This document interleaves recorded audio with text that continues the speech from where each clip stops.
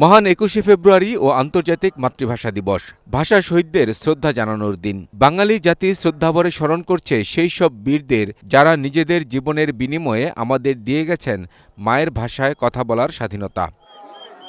২১-এর প্রথম প্রহর থেকেই কেন্দ্রীয় শহীদ মিনার প্রাঙ্গণে নামে সর্বস্তরের মানুষের ঢল। রাষ্ট্রপতি ও প্রধানমন্ত্রীর শ্রদ্ধা নিবেদনের পর সাধারণ মানুষের জন্য উন্মুক্ত করে দেওয়া হয় শহীদ মিনার চত্বর।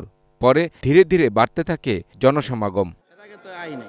ভোরের আলো ফুটতেই ফুলে ফুলে ভরে যায় কেন্দ্রীয় শহীদ মিনারের বেদি। শহীদদের শ্রদ্ধা জানাতে আসেন সমাজের নানা শ্রেণী পেশার মানুষ। নতুন বাংলাদেশের স্বপ্ন বাস্তবায়নে দুর্নীতি ও ধর্মান্ধতাকে প্রতিহত করে ২১-এর চেতনাকে প্রতিষ্ঠিত করার অঙ্গীকার তাদের কণ্ঠে। দুর্নীতি এবং ধর্মান্ধতা সম্পূর্ণভাবে ২১-এর চেতনার সাথে সাংঘর্ষিক একটু প্রতিহত করতে হবে। বীজ আসলে বপিত হয়েছে ২১-এর যেখান থেকে এই জাতি, এই ভূখণ্ড ভেবেছে তার সত্তার দরকার, সেই স্বাধীন সত্তা অর্জিত হয়েছে ২১শে ফেব্রুয়ারি ১৯৫২। সুধীচন্দ্র বলেন, আমাদের মহান ভাষা আন্দোলনে যারা আত্মোৎসর্গ করেছিলেন সেই শহীদদের স্বপ্ন আজও বাংলাদেশে বাস্তবায়িত হয়নি।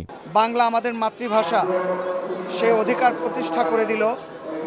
সেই ২১শে প্রভাত ফেরিতে দাঁড়িয়ে বলতে হবে, বাংলা ভাষার শুদ্ধ চর্চা বাংলাদেশের আনাচে কানাচে শীর্ষ মহল থেকে তৃণমূল পর্যায় পর্যন্ত অবশ্যই চর্চা হতে হবে। গ্রামের সবাই দল বেঁধে খালি পায়ে সেই ৩ কিলো হেঁটে যেতাম ফুল দেওয়ার জন্য।